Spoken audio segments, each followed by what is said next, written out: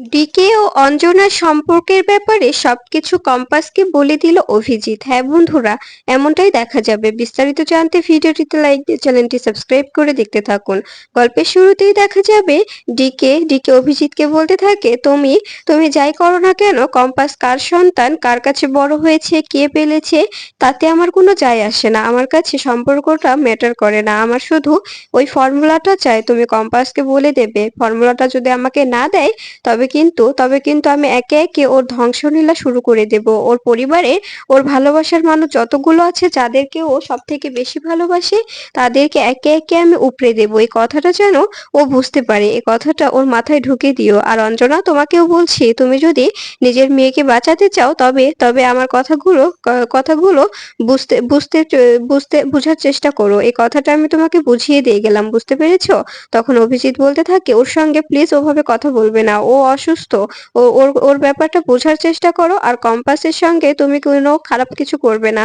তখন তখন দেখা যায় ডিকে বলতে থাকে, আমি সম্পর্কটা বুঝি না, আমার শুধু ওই ফর্মুলাটা চাই। ফর্মুলাটা আমার এনি কস্ট লাগবে, আমাকে ইনজেকশনটা তৈরি করতে হবে। তাই তাই আমি ফর্মুলাটা চাই। আপনি আপনি প্লিজ তাড়াতাড়ি করে আমাকে কম্পাসকে বলবেন যে ফর্মুলাটা যেন দিয়ে দেয়। এরপরে এরপরে দেখা যায় এই বলে ডিকে চলে গেলে তখন অভিজিৎ অঞ্জনার ব্যাপারটা দেখে ভয় পেয়ে যায়। এরপরে অঞ্জনাকে জড়িয়ে ধরে বলতে থাকে, অঞ্জনা, কিছুই হবে না, তুমি একদম চিন্তা করবে না, একদম ভয় পাবে না। কম্পাসের ও কোনো ক্ষতি করতে পারবে না। এদিকে এদিকে আড়াল থেকে সবকিছু শুনে ফেলে কম্পাস। সবকিছু শুনে সেখানেই কান্না করতে থাকে। এরপরে ভিতরে আসার সিদ্ধান্ত নেয়। এদিকে অঞ্জনা অভিজিৎকে বলতে থাকে, এখন কি হবে, কি হবে? ডিকে তো কম্পাসকে আমার কাছ থেকে সরিয়ে নেবে। আমি এটা কি করে সহ্য করব? আমি এটা কিছুতেই মেনে নিতে পারবো না। কম্পাসকে ও মেরে ফেলবে, কম্পাসকে নিয়ে চলে যাবে। আমি কিছুতেই কম্পাসকে ছাড়া বাঁচতে পারবো না। ঠিক তখনই কম্পাস এসে বলতে থাকে, মা, সত্যিই কি ওই লোকটা আমার বাবা, বলো? এদিকে দেখা যায় মুক্তি সবার সামনে সিন ক্রিয়েট করতে শুরু করে। মুক্তি বলতে থাকে, দেখো দেখো অখিলেশ, আমার ছেলেটা সবসময় বলে, মা, তুমি কি কোনো অন্যায় করেছো যার জন্য এবাড়ির কেউ আমাকে ভালোবাসে না, আমাকে মেনে নেয় না, আমাকে সবসময় সবসময় এভাবে এভাবে আমাকে অপমান করে, আমাকে সবসময় দূরে ঠেলে রাখে? তুমি কি করেছো?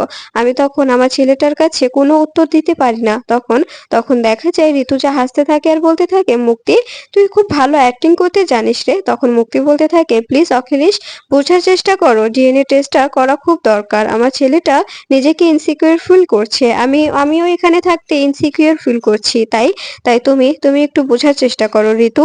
তুই কিন্তু এখনো কিছু করছিস না। আমি তোকে বলছি ডিএনএ টেস্টটা খুব জরুরি, ডিএনএ টেস্টটা খুব দ্রুত করে ফেল। এরপরে অখিলেশ রেগে যায় আর বলতে থাকে, এখানে তো অন্য একটা ব্যাপার নিয়ে কথা হচ্ছিল, তুমি হঠাৎ এগুলো বলতে শুরু করলে কেন? সবটা সময় কিন্তু ভালো লাগে না মুক্তি, সবসময় এরকম এরকম মিসবিহেভ করবে না। আমি বলে দিলাম, এখানে এখানে হচ্ছে মোনালিসাকে নিয়ে কথা, তুমি হঠাৎ নিজেদের কথা কেন তুললে? আমি তো বুঝতে পারছি না, তোমার সমস্যাটা কি? তখন মুক্তি বলতে থাকে, আমাদের সমস্যা একটাই, আমাদের কেউ এখানে ভালো চোখে দেখছে না, আমরা নিজেদের ইনসিকিউর ফিল করছি, তাই আমরা এখানে এভাবে থাকতে পারছি না। তুমি প্লিজ এই ডিএনএ টেস্টটা করো, যদি সবকিছু প্রমাণ হয়ে যায় তবে তবে আমরা মাথা উঁচু করে এ বাড়িতে থাকতে পারবো। তাছাড়া আমাদের সবাই সবসময় অপমান করছে, আমাদের আর চোখে দেখছে, আমরা এটা কিছুতেই মেনে নিতে পারছি না। আমার ছেলেটা এখানে গুমড়ে গুমড়ে মরছে, আমি এটা কিছুতেই সহ্য করতে পারবো না। এরপরে ঋতুজা বলতে থাকে, ঠিক বলেছিস মুক্তি, ডিএনএ টেস্টটা করা দরকার। আর আর অখিলেশ, শুনে রাখো, এই ছেলেটা যদি সত্যি প্রমাণ হয় তোমার ছেলে, তবে আমি তোমাকে বলছি, আমি তোমার সঙ্গে আর থাকবো না, আমি তোমার সঙ্গে একসঙ্গে থাকতে পারবো না, আমি তোমাকে ডিভোর্স দেব। এই কথাটা যেন তোমার মাথায় থাকে। এই জন্য আমি খুব দ্রুত এই ডিএনএ টেস্টের রিপোর্টটা আনিয়ে নিচ্ছি। আমি ডক্টরের সঙ্গে কথা বলেছি। আসলে বাড়িতে সবসময় এরকম সমস্যার কারণে এভাবে ডিএনএ টেস্টটা করা হচ্ছিল না, কিন্তু এবার সত্যি ব্যাপারটা অনেক দূর এগিয়ে গেছে, এবার ডিএনএ টেস্টটা অবশ্যই করতে হবে। এরপরে দেখা যায় ঋতুজার এমন কথা শুনে মেঘমালা, রশ্মিকা, বিহান সবাই অবাক হয়ে যায়। এদিকে এদিকে মুক্তি মনে মনে হাসতে থাকে আর বলতে থাকে, আমি তো এটাই চাই, আমি তো এটাই চাই। এরপরে এরপরে দেখা যায় এই বলে ঋতুজা চলে গেলে তখন এদিকে এদিকে কম্পাস বলতে থাকে, কি হলো মা, কথা বলছো না কেন? বলো, বলো, ওই লোকটা কে? ওই লোকটা এখানে কেন এসেছিল? আর ওই লোকটা যে কথাগুলো বললো সেগুলো কি সত্যি? বাবা, তোমাকে আমি অনেক ভালোবাসি, তোমাকে অনেক আমি সাপোর্ট করি, বিশ্বাস করি, তাই তুমি আমার কাছে কিচ্ছু লুকোবে না, সবটা আমাকে বলবে। কি হলো, কথা বলছো না কেন তোমরা? কথা বলো, ওই লোকটা সত্যিই কি আমার বাবা? আমি ওই লোকটার মেয়ে? আমি তোমার মেয়ে নই বাবা? তুমি কথা বলছো না কেন? আমার কিন্তু সবটা জানা জরুরি, আমি সবটা জানতে চাই। তখন অভিজিৎ বলতে থাকে, এসব কি বলছিস তুই? তুই আমার মেয়ে, আমি তোর বাবা, তুই এসব কি বলছিস? তখন কম্পাস বলতে থাকে, আমি যেটা জিজ্ঞেস করেছি আমার শুধু সেটার উত্তর চাই, আমি আর অন্য কোনো উত্তর চাই না মা, আমাকে সেই উত্তরটা দাও। এরপরে অঞ্জনা অস্থির হয়ে উঠলে তখন অভিজিৎ বলতে থাকে, প্লিজ অঞ্জনা, তুমি এভাবে অস্থির হয়ে উঠো না, এভাবে অস্থির হলে তো তোমার শরীরের ক্ষতি হবে। আমি কম্পাসকে বুঝিয়ে বলছি, আমি কম্পাসকে সবটা বলছি। তখন কম্পাস বলতে থাকে, কি বলবে তোমরা? কি হলো, তোমরা যেহেতু চুপ করে আছো তার মানে ওই লোকটা যে কথাগুলো বলে গেল সেগুলোই সত্যি বলো, তোমরা আমার কাছে এতদিন ধরে এই সত্যটা লুকিয়ে গেছো? তখন অভিজিৎ বলতে থাকে, তুই বারবার এসব কি বলছিস মা? আমি তোর বাবা, ওই লোকটা কেন তোর বাবা হতে যাবে? আমি ছোট থেকে তোকে তোকে স্নেহে দিয়ে বড় করেছি, তোর কি কখনো আমার আচরণে মনে হয়েছে যে আমি তোর বাবা নই? তখন দেখা যায় কম্পাস বলতে থাকে, আমি বুঝতে পারছি, কিন্তু কিন্তু তারপরেও তুমি সত্যিটা বলো, আমার সত্যিটা জানা খুব জরুরি। আমি যদি সত্যিটা জানতে না পারি তবে আমি ওই লোকটার সঙ্গে কিছুতেই ডিলটা করতে পারবো না। আমার কি কোনো রক্তের সম্পর্ক আছে ওই লোকটার সঙ্গে? কম্পাসের এমন কথা শুনে চিৎকার করে কাঁদতে থাকে অঞ্জনা কোনো কথা না বললে তখন অভিজিৎ অঞ্জনার দিকে তাকিয়ে থাকে। এদিকে এদিকে দেখা যায় বিহান কম্পাসের কাছে আসবে, ঠিক তখনই কিঞ্জাল এসে বলতে থাকে, কি হলো বিহান, কোথায় যাচ্ছ? তখন বিহান বলতে থাকে, আমাকে কম্পাসের কাছে যেতে হবে, মেয়েটাকে অনেক অনেক অপমান করেছি, আমার এখন মনে হচ্ছে সবসময় কম্পাসের পাশে থাকাটা আমার দরকার। ও সবসময় নিজের বাবা মাকে নিয়ে অনেক অনেক কষ্টের মধ্যে আছে, ওকে ওকে সবসময় সাপোর্ট করাটা আমার আমার একটা দায়িত্ব। আমি তোর হাজবেন্ড, তাই আমার এটা দায়িত্বের মধ্যে পড়ে। আমি তাই কম্পাসের কাছে যাচ্ছি। ওর বাবা কোথায়, ওর বাবা মা শরীরটা কেমন আছে, কি করছে, আমার তো জানাটা দরকার, ওনারা তো আমার শ্বশুর মশাই হন, তাই না? তখন কিঞ্জল বলতে থাকে, শোন শোন বিহান, আমার মনে হচ্ছে কি এই সব কিছুর মাঝখানে আমাদের বিজনেসটার অনেক বড় ক্ষতি হয়ে যাচ্ছে, আমাদের ফ্যামিলির রেপুটেশন নষ্ট হচ্ছে, তুই কি বুঝতে পারছিস? তখন দেখা যায় বিহান বলতে থাকে, আমি বুঝতে পারছি, কিন্তু কম্পাসের বাবা মাকে ফিরিয়ে আনাটা প্রয়োজন, এভাবে ওনারা অসুস্থ একা একা ওখানে রাখাটা মোটেও সেফ হচ্ছে না। তখন দেখা যায় এই কথা শুনে অরিনের মা বলতে থাকে, ঠিক বলেছিস বিহান, তুই এই কথাগুলো একদম ঠিক বলেছিস, আমার আমার খুব ভালো লাগছে তুই এতদিনে এসে ভুলটা বুঝতে পারছিস। তো সবসময় উচিত ছিল কম্পাসের পাশে থাকা, কম্পাসকে সাপোর্ট করা, কিন্তু তুই কখনো কম্পাসকে সাপোর্ট করিসনি, সবসময় তোর উচিত ছিল কম্পাসকে সঙ্গ দেওয়া। এদিকে দেখা যায় কম্পাস অঞ্জনার হাত ধরে বলতে থাকে, প্লিজ মা, আমাকে বলো, সত্যিটা আমাকে বলো, আমার জানাটা খুব দরকার, আমার এটা জানতেই হবে যে যে ডিকের সঙ্গে যদি আমার কোনো রক্তের সম্পর্ক থাকে তবে আমার ডিলটা করতে সমস্যা হবে মা, আমাকে তাই সবটা বলো, তোমরা কিছু লুকিও না বাবা, তোমার কাছে আমি হাত জোড় করছি, আমাকে সবটা বলো। তখন অঞ্জনা কিচ্ছু বলতে চায় না। এরপরে দেখা যায় অভিজিতের মনে মনে বলতে থাকে, আমার এখন কম্পাসকে সবটা জানিয়ে দেওয়া দরকার, কারণ মেয়েটা আমার অনেক অনেক কষ্ট করে বড় হয়েছে, ও কখনো ছোট থেকে বড় হয়েছে, না পেয়েছে মায়ের ভালোবাসা, না পেয়েছে বাবার ভালোবাসা, আমরা আমরা ওর পাশে ছিলাম না, ও ছোট থেকে লড়াই করে বড় হয়েছে। আমাদের মেয়েটা অনেক ইনসিকিউর, অনেক বড় লড়াকু মেয়ে, ওকে সবটা আমার জানানো প্রয়োজন, এবার নিজের লড়াইটাও নিজেই লড়ে নিক, ও নিজের অধিকারটা নিজে ছিনিয়ে নিক। এদিকে বিহান বলতে থাকে, আমি অনেক অন্যায় করেছি কম্পাসের সঙ্গে, আর চাচ্ছি না, তাই আমি ভেবেছি আমি আর কখনো মোনালিসার সঙ্গে কথা বলবো না, মোনালিসার সঙ্গে যোগাযোগও করব না, আমি সবসময় এখন কম্পাসকেই প্রাধান্য দেব, সবসময় কম্পাসকেই নিজের কাছে রাখবো।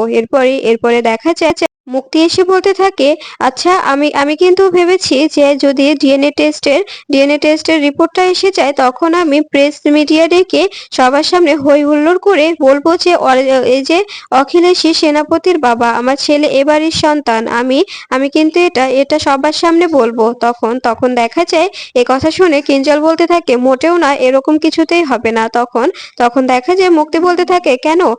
তোমরা কি ভেবেছো যে এভাবে এভাবে আমার ছেলেটাকে সবার আড়ালে রেখে দেবে? কখনো কখনো যে আমার ছেলেটা যে অখিলেশের সন্তান এটা কারোর সামনে আসতে দেবে না, এটা কখনোই হবে না। কি বিহান, তুই তুই কি কি বলছিস? আমি যদি প্রমাণ করে দিই? তখন তখন বিহান বলতে থাকে, আমি তোমাকে কথা দিচ্ছি মুক্তিমাসি, তুমি যদি প্রমাণ করতে পারো তবে আমি সেনাপতিকে নিজের ভাই হিসেবে স্বীকৃতি দেব, আমি ওকে নিজের ভাই হিসেবে মেনে নেব। এ কথাটা আমি তোমাকে দিচ্ছি, তোমাকে আমি অ্যাপ্রিসিয়েট করছি। এরপরে দেখা যায় এই বলে মুক্তি বলতে থাকে, সত্যি বলছিস? তুই তুই আমার ছেলেকে নিজের ভাইয়ের স্বীকৃতি দিবি? এই সেনাপতি, ওটা তোর ছোটদা ভাই, তোর কোনো চিন্তা নেই, ওই তোকে সারা জীবন দেখবে, ও ও তোকে কখনো ফেলবে না। তখন তখন দেখা যায় সেনাপতি এই কথাটা শুনে বিহানের দিকে এগিয়ে যায়, আর যখনই যখনই বিহানের দিকে এগিয়ে গিয়ে বিহানকে জড়িয়ে ধরবে ঠিক তখনই বিহান বলতে থাকে, একদম আমার কাছে আসবে না, আগে রিপোর্টটা আসুক, রিপোর্টে সবটা প্রমাণ হোক যে তুমি এবারের ছেলে, তুমি অখিলেশ চৌধুরীর ছেলে, তখন না হয় আমি আমি তোমাকে নিজের ভাইয়ের স্বীকৃতি দেব, কিন্তু এখন নয়। এখন আমি বলিনি যে আমি এখনই তোমাকে নিজের ভাইয়ের স্বীকৃতি দিয়েছি, আগে নিজেদের প্রমাণ করো। এরপরে দেখা যায় এই কথাটা শুনে মুক্তির আগে গজগজ করতে থাকে, আর সেনাপতি সেখানে থ মেরে দাঁড়িয়ে যায়। এরপরে মুক্তির দিকে তাকালে মুক্তি ইশারা করে বলতে থাকে, একটু একটু একটু সবুর কর বাবা, দুদিন পরে দেখবি ওরা ওরা তোকে মেনে নিতে বাধ্য হবে। এদিকে দেখা যায় অভিজিৎ বলতে থাকে, আজকে আমি তোকে সবটা বলবো মা, সবটা তোকে বলে দেব। এরপরে দেখা যায় অঞ্জনা অস্থির হয়ে যায় আর বলতে থাকে, প্লিজ কিছু বলো না, প্লিজ বলো না, এভাবে আমার মেয়েটাকে এসবের মধ্যে জড়িও না, আমার মেয়েটার ভবিষ্যৎ নষ্ট হয়ে যাবে, তুমি ওকে এসব বলো না। তখন তখন কম্পাস বলতে থাকে, আমি শুনতে চাই বাবা, আমি সবটা জানতে চাই, আমার জানাটা খুব দরকার। তখন তখন অঞ্জনা বলতে থাকে, প্লিজ প্লিজ কম্পাস, তুই এসব শুনিস না। এরপরে দেখা যায় অভিজিৎ বলতে থাকে, কম্পাস, আমি আমি তোকে আজকে সবটা বলবো, তোকে আমি ছোট থেকে মানুষ করেছি, কিন্তু কিন্তু আমি সত্যি বলতে আমি তোর বাবা নয়, আমি তোর বাবা নয়, তোর বাবা আসলে ওই ডিকে বলে লোকটি। এই কথাটা শুনে অবাক হয়ে যায় কম্পাস। এরপরে অঞ্জনা অভিজিতের হাত ধরে বলতে থাকে, প্লিজ তুমি এসব বলো না, আমার মেয়েটা তোমারই মেয়ে, আমার আর তোমার সন্তান কম্পাস, আমি কিছুতেই ওই লোকটাকে আমার কম্পাসকে দেব না, আমার কম্পাসকে আমি নিয়ে যেতে দেব না, আমি এটা এটা আমি বলছি যে কম্পাসকে আমি কিছুতেই দেব না। এদিকে দেখা যায় মোনালিসার মা মোনা ও কম্পাসের ছোটবেলার ছবি দেখতে থাকে আর হাসতে থাকে, বলতে থাকে, মেয়ে দুটোকে আমি কত আনন্দ করে বড় করেছিলাম, আর আজ আমার মেয়েটা আমার থেকে কত দূরে। এদিকে ঠিক তখন অভিজ্ঞান দত্ত এসে এই অ্যালবামটা হাত থেকে নিয়ে ছুঁড়ে ফেলে দেয় আর বলতে থাকে, তোমার লজ্জা করে না? মেয়েটা এতটা কষ্ট পেয়ে সে ঘরের মধ্যে ডিপ্রেশনে আছে, তুমি ওর কাছে গিয়ে ওর সঙ্গে কথা বলবে কি? ওর কি প্রয়োজন? ওকে দেখবে ও ও কিছু খেতে চাইছে কিনা, ওর কিসে ভালো লাগবে, সেগুলো না করে তুমি এখানে বসে বসে এই যে ছবিগুলো দেখছো, তোমার লজ্জা করছে না? ভালোবাসা দেখাচ্ছো? ঠিক তখনই শ্রেষ্ঠা বলে ওঠে, কেন বাবা, আজকে আপনার আপনার দিনটা কোন দিকে উঠেছে যার জন্য আপনি এভাবে এভাবে বলছেন? আপনি তো আমার মেয়েটাকে আমার কাছ থেকে সরিয়ে নিয়েছেন, আমার মেয়েটাকে আমার কাছ থেকে দূরে করে দিয়েছেন, এখন এখন আমার মেয়েটা একটা ক্রিমিনালে তৈরি হয়ে গেছে, আপনি আপনি নিজে থেকে একটি পশু তৈরি করেছেন ওকে, এখন দেখছেন সামলাতে পারছেন না, আর এখন আমার কাছে এসেছেন বলছেন মায়ের দায়িত্ব পালন করতে। এখন কেন? আপনি তো আমাকে এই তো কদিন আগে বাড়ি থেকে তাড়ানোর জন্য একদম উঠে পড়ে লেগেছিলেন, তবে আজ কেন আমাকে ওর মা হিসাবে চাইছেন বলুন তো? তখন দেখা যায় অভিজ্ঞান দত্ত বলতে থাকে, একদম বাড়াবাড়ি করবে না শ্রেষ্ঠা, একদম বাড়াবাড়ি করবে না, তোমাকে যে কথাগুলো বলছি সেগুলো করো, যাও মোনালিসার কাছে যাও, আর মোনালিসার কি লাগে দেখো। এরপরে শ্রেষ্ঠা সেখান থেকে বেরিয়ে গেলে তখন অভিজ্ঞান দত্ত সেখানে দাঁড়িয়ে দাঁড়িয়ে বলতে থাকে, মোনালিসার কিছু হতে দেওয়া যাবে না, মেয়েটা একদম শেষ হয়ে যাবে, আর বিহান আমি তোমাকে ছাড়বো না। এদিকে কম্পাস বলতে থাকে, বাবা আর কি কি হয়েছিল আমাকে সবটা বলো, মায়ের সঙ্গে ওই লোকটার কেমন সম্পর্ক ছিল, কিসের সম্পর্ক ছিল? তখন অভিজিৎ বলতে থাকে, আমি তোকে আজকে সবটা বলবো, ওই ডিকে বলে সে লোকটি তোর বাবা ডিকে। তখন এই কথা শুনে পিছন দিকে পেঁচিয়ে যায় কম্পাস। এরপরে কম্পাস কাঁপতে থাকে। তখন অভিজিৎ বলতে থাকে, একদম একদম ভেঙে পড়বি না, স্ট্রং থাকবি। আমি তোর বাবা। উনি শুধু তোকে জন্ম দিয়েছে, উনি তো তোর তোর জন্য কোনো দায়িত্ব পালন করেনি। উনি কিসের বাবা? উনি উনি শুধু তোকে জন্ম দিয়ে এখান থেকে তোর মাকে ফেলে বিদেশে চলে গিয়েছিল। তারপরে তারপরে তোর দায়িত্ব নিয়েছিলাম আমি। তুই তখন হোশই নেই, তুই তোর পেটে ছিলি। তুই তুই অঞ্জনার পেটে ছিলি। সেই অবস্থায় অঞ্জনা ও তোর দায়িত্ব নিয়েছিলাম আমি। আমি তোর বাবা। আমি তোর বাবা। এটা তুই মাথায় রাখবি। কখনো কখনো ওই ট্রিকের কথা তুই মাথায়ও আনবি না।